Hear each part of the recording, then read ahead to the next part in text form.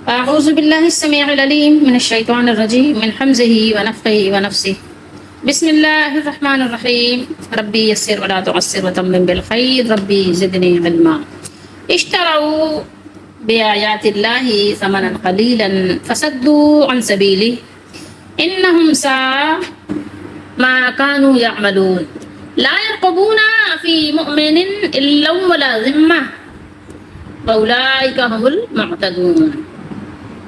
3 آیات مبارکہ ہیں سورہ توبہ کی 10واں سپارہ ہے. اشترو بیع و شرع اردو میں بھی بولتے ہیں نا. اللہ کی آیتوں کے بدلے تھوڑے مول لیے تھوڑی قیمت لی. سمن ہے نا, سمن قیمت کو کہتے ہیں. تھوڑی سی قیمت لے لی, تھوڑی سی اس کی اجرت لے لی, ٹھیک ہے.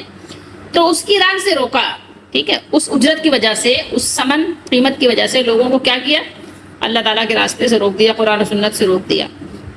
بے شک وہ بہت ہی انا بے شک یا یقیناً اور ہم وہ, تو یہ جو وہ ترجمان ہے یعنی وہ لوگ, وہ سارے لوگ, سا برا, بہت ہی برے کام کرتے ہیں. یعملون یا نکال دے تو کیا بنے گا؟ عین میم لام عمل آپ بولتے ہیں نا, یہ جمع کا صیغہ ایسی ہے, آپ کو واو بھی نظر آ رہا ہے. کسی مسلمان میں نہ قرابت کا لحاظ کریں, ٹھیک ہے. کسی مسلمان میں کہ بھائی ہمارا قرابت کا رشتہ ہے, ہم ایک دوسرے کے عزیز ہیں, بھائی ہیں, بہن ہیں, کسی بھی قسم کے رشتے کا, قربت کا خیال نہیں کرتے. کسی مسلمان میں نہ قرابت کا لحاظ کریں, نہ عہد کا کہ کوئی عہد کیا ہوا ہے, ٹھیک ہے, کہ کسی مسلمان سے ہمارا کوئی عہد ہے. اور وہی سرکش ہیں. کیا ہیں وہ؟ سرکش, معتدون, ٹھیک ہے. جو حد سے نکل جائے, حد کو پار کرے تو وہ کیا ہو جاتا ہے؟ باغی, جس کو ہم کہتے ہیں نا سرکش یعنی باغی. تو اب کچھ بھی آپ ترجمہ کر سکتے ہیں, سرکش, باغی, جو بھی غرض. یہ 3 آیات ہیں, چھوٹی چھوٹی سی ہیں. ان آیات سے آپ اگر اندازہ لگائیں تو آپ کو پتہ چلے گا, یہ 3 آیات مبارکہ جو آپ کو بیان کر رہی ہیں کہ انسان کے لیے سب سے بڑی مصیبت کیا ہے. سب سے بڑی مصیبت جو نیک لوگوں کو بھی جہنم میں ڈال دے گی, ٹھیک ہے. نیک ہیں لیکن جہنم میں چلے جائیں گے. نیک ان دا سینس اس طرح سے جس کو آپ نیک سمجھتے ہیں, بہت اچھی نماز پڑھتے ہیں, بہت زیادہ نماز پڑھتے ہیں, تکبیر اولیٰ کے ساتھ نماز پڑھتے ہیں, اور بہت حج پہ حج کرتے ہیں, عمرے پہ عمرہ کرتے ہیں, اور لوگوں کو بھی خیر خواہی کرتے ہیں, بہت ہنس کے بولتے ہیں, مسکرا کے بولتے ہیں, بہت محبت سے ملتے ہیں. اس طرح کے جو نیک آپ کے یہاں مشہور ہیں, اصل میں نیک تو وہ ہوتے ہیں جو اللہ اس کے رسول کے حکم کے مطابق ان کا ظاہر اور باطن ہو, ٹھیک ہے, عقیدہ ان کا درست ہو. لیکن یہ کہ اس طرح کے نیک جو ہمارے یہاں مشہور ہیں, جو شہرت یافتہ ہیں, اور ان کے اندر اگر یہ مصیبت داخل ہو گئی ہے جو یہاں بیان کی گئی ہے, ٹھیک ہے, یہ بلا, ٹھیک ہے, یا یہ آفت آپ کہیں, جو بھی کہیں, جو بھی اس کا آپ نام دیں چھوٹا ہی ہے, اس کی وجہ سے وہ جہنم میں چلے جائیں گے, ٹھیک ہے. تو یہ اس کو کنٹرول کرنا بہت زیادہ ضروری ہے. وہ ابھی ہم آپ سے انشاءاللہ شیئر کریں گے کہ کیا ہے, وہ کون سی بلا ہے جس کی وجہ سے ان کی نماز, روزہ, حج, زکوٰۃ, مسکرا کر ملنا, اور جو ظاہری ایک کہنا چاہیے کہ پالش کی ہوئی, یعنی کہنا چاہیے کہ سرخی پاؤڈر کے ذریعے سے اپنا اخلاق دکھاتے ہیں, تو وہ سارا ان کا جو ہے نا ملیا میٹ ہو جائے گا اور ان کو جہنم میں پھینک دے گا. بیع کا مطلب ہوتا ہے بیچنا. اشترا یعنی اشترائی تو میں نے خریدا, اس کا مطلب ہوتا ہے خریدنا. لیکن یہ صیغہ ایسا ہے کہ یہ دونوں کے معنی میں استعمال ہوتا ہے. کچھ صیغے ایسے ہیں جو دونوں کے لیے استعمال ہوتے ہیں, تو ان میں سے یہ ہے, یعنی دونوں سے مراد یہ کہ یعنی ضدین کہہ لینا, آپس میں ایک دوسرے کے سے جو متضاد ہوں ان کے دونوں کے لیے. بیچنا ایک الگ چیز ہے بالکل, اور خریدنا الگ ہے. دونوں آپس میں کیا ہیں؟ ضدین ہے نا. تو یہ لیکن دونوں کے لیے استعمال ہوتا ہے, ٹھیک ہے. بیچنے کے معنی میں بھی استعمال ہوتا ہے, خریدنے کے معنی میں بھی استعمال ہوتا ہے. اچھا, یہ ایک آیت پیچھے رہ گئی, اس کی تلاوت میں نے نہیں کی, تو یہ بھی آپ دیکھ لیجئے. کیفا وَإِن يَظْهَرُوا عَلَيْكُمْ لَا يَرْقُبُوا فِيكُمْ إِلًّا وَلَا ذِمَّةً يُرْدُونَكُمْ بِأَفْوَاهِهِمْ وَتَأْبَى قُلُوبُهُمْ وَأَكْثَرُهُمْ فَاسِقُونَ. بھلا کیوں کر ان کا حال تو یہ ہے, تم پر قابو پائیں تو نہ قرابت کا لحاظ کریں نہ عہد کا. اپنے منہ سے تمہیں راضی کرتے ہیں اور ان کے دلوں میں انکار ہے. وہ جو بہت سے لوگ اخلاق دکھاتے ہیں نا کہ آپ سے زبان سے کچھ اور بات کرتے ہیں اور دل میں کچھ اور رکھے ہوتے ہیں آپ کے خلاف. یہ افواہ یہ اصل میں فمن کی جمع ہے. فمن آپ منہ کو کہتے ہیں نا, یہ منہ جس سے ہم بات کرتے ہیں, جس میں لقمہ ڈالتے ہیں, ٹھیک ہے, تو وہ ظاہر اسی کے اندر زبان بھی ہے. تو جب یہ جمع کا صیغہ آتا ہے تو میم کو پھر گھر بھیج دیا جاتا ہے. یہاں میم آپ کو نظر نہیں آ رہا ہے, ویسے فمن جو ہے نا اس میں آتا ہے, لیکن جب فمن کی جمع بنائی جاتی ہے, دیکھیے افواہ ہے ہم, تو یہاں پر میم نہیں ہے, لیکن اس کا مطلب ہے یہ اپنے منہ, یہاں جمع کا صیغہ ہے. یہاں پر اللہ تعالیٰ نے مشرکوں سے برات کی وجہ بیان کرتے ہوئے فرمایا کہ ان کے معاہدے کا کوئی اعتبار نہیں ہے. یہ لوگ زبان سے دوستی اور وفاداری کی میٹھی میٹھی باتیں کرتے ہیں, اور دل میں یہ ہے کہ اگر کبھی موقع مل جائے تو سارے عہد و پیمان معاہدے کو پس پشت ڈال کر ان مسلمانوں کو کچا چبا ڈالیں. ٹھیک ہے. کیفا یہاں پر اظہار حیرت تعجب کے لیے ہے. ٹھیک ہے. العل کو معنی کیا ہے؟ عہد, حلف, قرابت سبھی آتے ہیں. ٹھیک ہے. اور یہاں پر مزید آپ دیکھ رہے ہیں ذمہ, اردو میں بھی آپ ویسے بولتے ہیں نا ذمہ اور ذمہ داری, تمہارا ذمہ ہے. ٹھیک ہے. یہاں الگ ذکر ہونے کی وجہ سے قرابت مراد ہے, قرابت اور رشتہ داری وغیرہ وغیرہ جیسے آپ بولتے ہیں. اور ذمہ سے مراد معاہدہ ہے. مطلب یہ ہے کہ ایسے لوگوں کے معاہدوں کا کیا اعتبار جو اگر غالب آ جائیں, ٹھیک ہے, جیت جائیں, فتح پا جائیں تو خون کے دریا بہا دیں, اور تمہارے ساتھ ان کے جو خونی رشتے ہیں انہیں بھی بلا دیں, اور جو امن اور صلح کے عہد و پیمان کر چکے ہیں وہ بھی فراموش کر دیں. ان کی یہ سب چکنی چپڑی باتیں ظاہر داری کے لیے ہیں, یہ سب نمائش ہے, دکھاوا ہے, ورنہ ان کے دلوں میں تو تمہارے خلاف دشمنی کا لاوا ابل رہا ہے. اور یہ سب کچھ کیوں ہے, یہ ایسا کیوں کرتے ہیں اور کیوں کر رہے ہیں, اس کی وجہ آپ کو بتا دی گئی ہے. ابھی اینڈ میں آپ کو بتاؤں گی انشاءاللہ. یہ لوگ وہ ہیں جنہوں نے دنیا کی چند روزہ زندگی کے مفاد کی خاطر اللہ تعالیٰ کے احکام کو رد کر دیا, پھر اسی پر اکتفا نہیں کیا کہ اسی پر کفایت کرتے, اسی پر بس کرتے. ٹھیک ہے. نہیں, بلکہ ان کا کام یہ ہے کہ خود اسلام نہیں لاتے, نہیں لائے, بلکہ دوسروں کو بھی اسلام کی راہ اختیار کرنے سے روکتے ہیں, دیوار بن جاتے ہیں, حائل ہوتے ہیں, منع کرتے ہیں, بدزن کرتے ہیں, غلط غلط باتیں بتاتے ہیں تاکہ لوگ اسلام سے بدزن ہو جائیں, فرار اختیار کر لیں, دور ہو جائیں. خیر بہرحال یہ جو ہم نے اوپر آیات پڑھی تھی نا اس سے پہلے, اب ظاہر مزید ہم ریپیٹ کریں گے تو بات لمبی ہوگی, آپ اوپر کی آیات میں دیکھ لیجئے گا. اس کی یہاں پر اللہ تعالیٰ نے وجہ بیان فرمائی کہ یہاں جو بات کہی جا رہی ہے وہ کیوں کہی جا رہی ہے.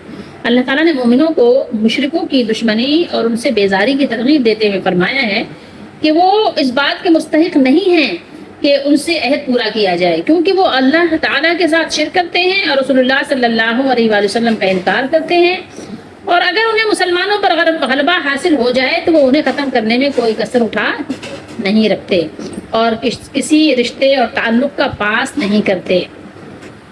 وہ ایسا اس لیے کرتے ہیں کہ ان میں اکثر کیا ہیں, فاسق ہیں, ٹھیک ہے, بے حکم لوگ ہیں, نافرمان ہیں.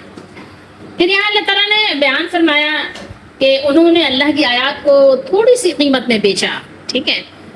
اتنی بڑی ان کو ضرورت ہو گئی کہ وہ اللہ کی آیات بیچنے لگی. بیچنے کی وجہ کیا بنی ابھی پتہ چل جائے گا وہ بھی کہ کیوں انہوں نے ایسا کیا. اللہ کی آیات کی اتباع کے بجائے ضرورت تو یہ تھی کہ وہ اللہ کی بات کو مانتے, اس کے پیچھے چلتے, ٹھیک ہے, اسی کو اپنے زندگی کا اڑنا بچھونا بناتے, بجائے اس کے انہوں نے دنیا کی تھوڑی سی معمولی سی ذلیل قیمت لے لی انہوں نے, اور انہوں نے ذلیل دنیا کی امور میں مشغولیت اختیار کر لی. فصدوا عن سبیلہ, پھر انہوں نے لوگوں کو اس اللہ کے رستے سے روکا, یعنی مومنوں کا اتباع حق سے روکا. جو مومن کا طریقہ کار ہے اس سے روک دیا, اس پہ مت چلو. ٹھیک ہے. کس پہ چلو؟ جس پہ وہ کہہ رہے ہیں, ان کے طریق پہ چلو. وہ ایسے لوگ ہیں کہ وہ منہ سے کچھ بھی بولیں, زبان سے کچھ بھی بولیں, لیکن وہ اپنے عمل سے یہ ثابت کر رہے تھے کہ اس دنیا کی چند روزہ زندگی اور اس کی فنا پذیر عیش و عشرت کے وہ اتنے دل دادا ہیں کہ انہوں نے آخرت کی ابدی زندگی اور اس کی لازوال نعمتوں کو نظر انداز ہی کر رکھا ہے. تو اس حقیقت کو قرآن نے لفظ اشترا, خریدنے سے تعبیر فرمایا, کیونکہ مشتری جو ہوتا ہے خریدار, تو مشتری بھی قیمت سے خرید کردہ چیز کو زیادہ پسند کرتا ہے. جب آپ کسی چیز کو پیسہ دے کر لیتے ہیں نا تو وہ چیز آپ کو بہت زیادہ پیاری ہوتی ہے, بہت عزیز ہوتی ہے, کیونکہ آپ نے پیسہ دے کے لیا ہے اس کو نا. اس کے بدلے میں آپ نے اپنا مال دیا ہے، اور ظاہر مال آپ کو پیارا ہوتا ہے، جو چیز آپ مال کے بدلے میں لیتے ہیں وہ چیز آپ کو بہت پیاری ہو جاتی ہے۔ تو بہرحال وہ جو کچھ بھی کر رہے ہیں وہ تو اپنے آپ کو اچھا ہی سمجھ رہے ہیں، کیونکہ جب انسان برا کرتے کرتے اسی میں بالکل پرفیکٹ ہو جاتا ہے نا، اسی میں بالکل گم ہو جاتا ہے، تو وہ اپنے آپ کو اچھا ہی سمجھ رہا ہوتا ہے، پھر وہ اچھے برے کی تمیز بھی اس کے اندر باقی نہیں رہتی، وہ صلاحیت بھی ختم ہو جاتی ہے۔ لیکن بات یہ ہے کہ وہ اپنے آپ کو کچھ بھی سمجھیں، کتنا ہی اچھا سمجھیں، لیکن ان کے کام بہت ہی برے ہیں کہ جو کچھ وہ کر رہے ہیں اس میں کوئی بھی اچھائی، کوئی بھی خوبی، کوئی بھی بھلائی نہیں ہے، بہت ہی برا ہے وہ جو کچھ وہ کر رہے ہیں۔ کرنے والے کوئی بھی ہو، اور کہیں کے بھی ہو، اور کبھی بھی کسی بھی زمانے کے ہوں، وہ پہلے کے ہوں جب قرآن نازل ہو رہا تھا، یا بیچ کے لوگ ہوں، یا وہ آج کے لوگ ہوں، سب کے لیے ایک ہی اصول اور ایک ہی رول ہے، ٹھیک ہے؟ تو وہ بہت ہی برے کام کر رہے ہیں۔ یہ اور بات ہے کہ ان کو سوچ نہیں رہا ہے، ان کو سمجھ نہیں آ رہی ہے، ان کو پتہ نہیں چل رہا ہے، اس لیے کہ لازمی بات ہے کہ اب ان کی آنکھیں کام ہی نہیں کر رہی ہیں، بیکار ہو چکی ہیں، اتنی بیکار ہو چکی ہے کہ اب کسی بھی اینک اور چشمے سے بھی اس کا کام وہ نہیں لے سکتے بینائی کا۔ تو اب جب ان کی آنکھیں بیکار ہو چکی ہیں تو ظاہر ہے ان کو کیا نظر آئے گا کہ کون یہاں گورا ہے، کون یہاں کالا ہے، کیا کہاں کھڈا ہے، کہاں پہ اسموتھ ہموار زمین ہے۔ اب ان کو کچھ نظر نہیں آ رہا، کیونکہ ان کی آنکھیں بالکل بیکار ہو چکی ہیں۔ اسی طریقے سے ان کے دل بیکار ہو چکے ہیں، تو وہ اپنے برے کام کو بھی اچھا ہی سمجھ رہے ہیں، ٹھیک ہے؟ ایک نابینا شخص کو کیا ہے، اس کے لیے ہر چیز ایک جیسی ہوتی ہے نا، ساری چیزیں۔ اب اس کی چونکہ آنکھ کام نہیں کر رہی ہے، نابینا ہو چکا ہے، تو اس کے لیے کیا ہے، کچھ بھی نہیں۔ اگر آپ اس کو باغ میں بٹھا دیں جب بھی اس کے لیے ایک ہی جیسی بات ہے، اگر آپ اس کو ایک اندھیرے گھر میں بٹھا دیں جب بھی اس کے لیے تو دونوں چیزیں ایک جیسی ہے، سیم ہے، ٹھیک ہے؟ تو اب کچھ فرق نہیں پڑتا کام، لیکن ان کے بہت برے ہیں ان کے مالک کے نزدیک۔ لوگوں کے نزدیک وہ کچھ بھی ہو، کتنی بھی تعریف ہوتی ہو ان کی، کتنی بھی واہواہی ہوتی ہو، لوگ واہ واہ کے نعرے لگاتے ہوں اور ان کو اچھے اچھے القابات سے نوازتے ہوں، لیکن جو ان کا مالک ہے وہ اس کو ناراض کر چکے ہیں، اور ان کے مالک نے بھی ان کو چھوڑ دیا ہے۔ یہاں پر وہ بات پھر دوبارہ اللہ تعالیٰ نے ریپیٹ فرمائی ہے جو ہم پیچھے آیت نمبر 8 میں پڑھ کر آئے ہیں۔ یہاں پر ان کی مذمت کی تاکید کے لیے دوبارہ ان کے اس فعل بد کا، برے کام کا تذکرہ فرمایا۔ یہ کام جن لوگوں نے کیا، اس وقت کے لوگوں نے کیا جنہوں نے تورات بدلی، جنہوں نے انجیل بدلی، جنہوں نے اور کتابیں اللہ کی بدلی، اس کے بدلے قیمتیں لی، انہوں نے برا کام کیا اور انہوں نے کوئی لحاظ نہیں رکھا۔ اور اگر آج کے لوگ بھی ایسا کر رہے ہیں، قرآن کی آیات بیچ رہے ہیں، قرآن کی آیات کے بدلے میں وہ نذرانے وصول کر رہے ہیں، وہ اپنے پاؤں دبوا رہے ہیں، اپنی خدمت لے رہے ہیں، مسند پر اونچی بیٹھے ہوئے ہیں، تو ان کو بھی سوچنا چاہیے کہ اگر آپ غلط غلط مسئلے بتا کر اور لوگوں میں پیر بنے، مولانا صاحب بنے بیٹھے ہوئے ہیں، یا بڑے چودھری بنے بیٹھے ہوئے ہیں، تو آپ کو اپنی بھی خبر لینی چاہیے، ٹھیک ہے؟ آپ کو اپنی بھی بینائی کا علاج کروانا چاہیے۔ ممکن ہے کہ آپ کو سمجھ آنے لگ جائے قرآن مجید۔ تو جس وقت کے بھی یہ لوگ ہوں اور جس کتاب کو بھی اللہ تعالیٰ کی بدلنے کی کوشش کریں، جس انداز سے بھی بدلیں، یہ قرآن مجید تو بدل نہیں سکتے، ظاہر ہے کہ اس کے آپ سیاق و سباق کو تو بدل نہیں سکتے، لیکن ہاں آپ جو ہے ترجمے میں، آپ ترجمانی کرنے میں، آپ جو ہے تعویلات کرنے میں، غلط مسئلے اور مسائل بتانے میں تو آپ کر سکتے ہیں نا، تو وہ تو آپ کر رہے ہیں۔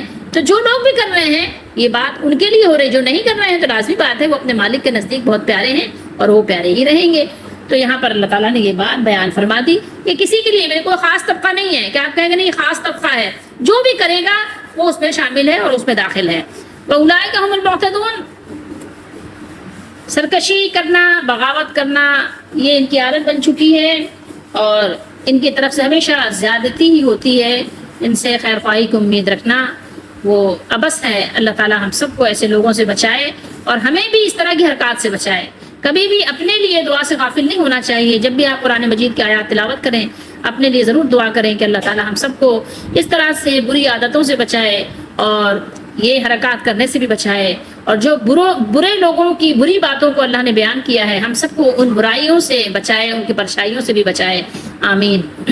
جب اللہ رب العالمین، جب ہمارے مالک الملک مولا، ہمارا مولا جب ہمیں کوئی بات بار بار یاد دہانی کرائے، جب بار بار کسی بات کی وضاحت ہو، تو مقصود یہ ہے کہ جو لوگ دشمن ہیں اسلام کے، ان کے سینوں میں آپ کے لیے کیسی کیسی عداوتیں ہیں، کیسی کیسی دشمنیاں ہیں، ان کے جذبات کو بے نقاب کرنا ہوتا ہے تاکہ آپ کو معلوم ہو جائے کہ وہ آپ کے بہت بڑے دشمن ہیں۔ آپ بھی تھوڑا سمجھ بوجھ سے کام لیں، سمجھنے کی کوشش کریں۔ ویسے تو قرآن مجید کی ہر آیت ہمیں سبق دے رہی ہوتی ہے، اور یہ ظاہر لازمی بات ہے کہ قرآن مجید کا مخاطب کون ہے؟ انسان ہی تو ہے نا. کس سے خطاب ہے؟ قرآن مجید کا خطاب ہے کس سے؟ انسانوں سے ہے. اور لازمی بات ہے کہ انسانوں میں کون سے وہ لوگ ہیں جو ان باتوں کو ماننے کے لیے تیار ہیں؟ وہ مسلمان ہوتے ہیں. اور اگر وہ مسلمان بھی ان باتوں کو نہ مانے تو کیا پھر بھی وہ مسلمان ہے؟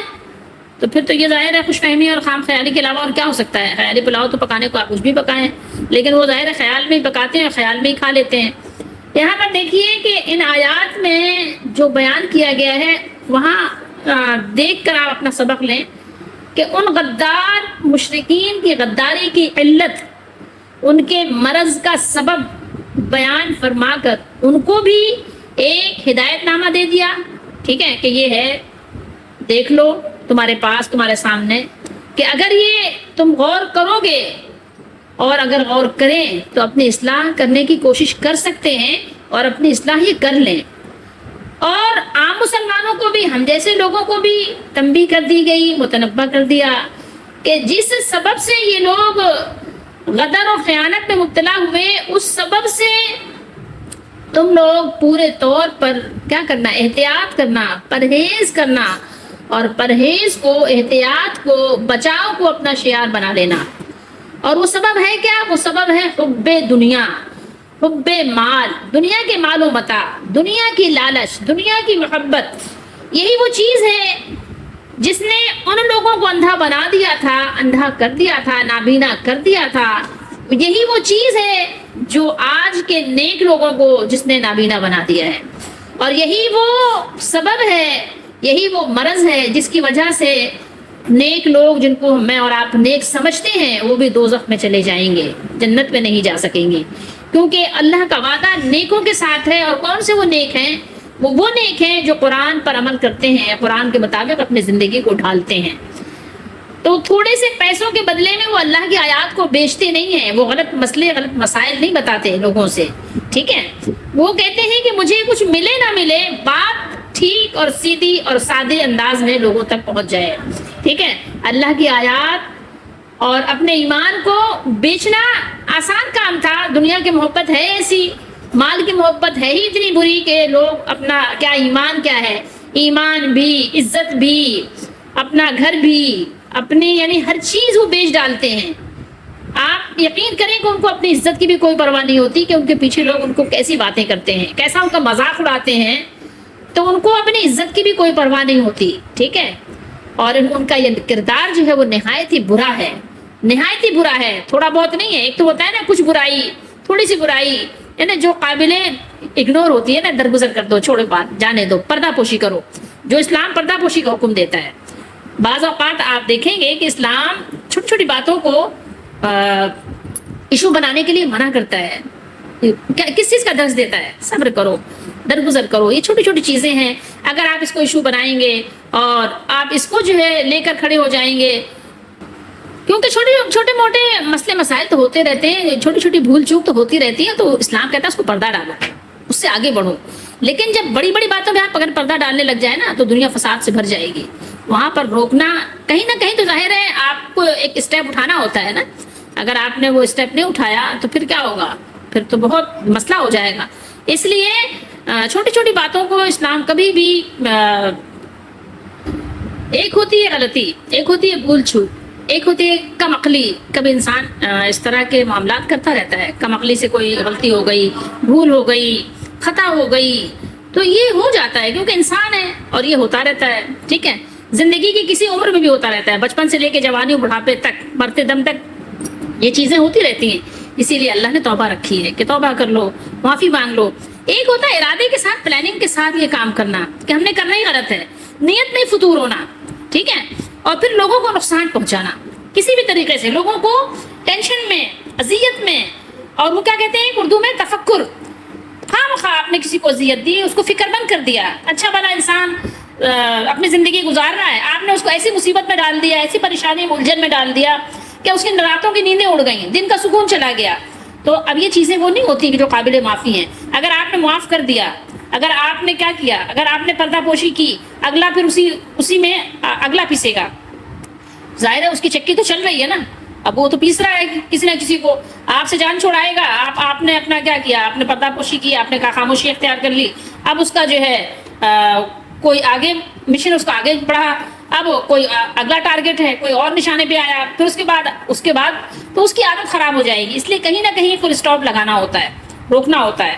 اور جو لوگ ذمہ داران ہیں ان کی ذمہ داری ہے کہ ایسے لوگوں کی سرزنش کریں، روکیں جس طرح سے ان کو روک سکتے ہیں، لیکن اسلامی دائرے کے اندر. ٹھیک ہے، فضول کی سزائیں نہیں دی جاتی اسلام میں.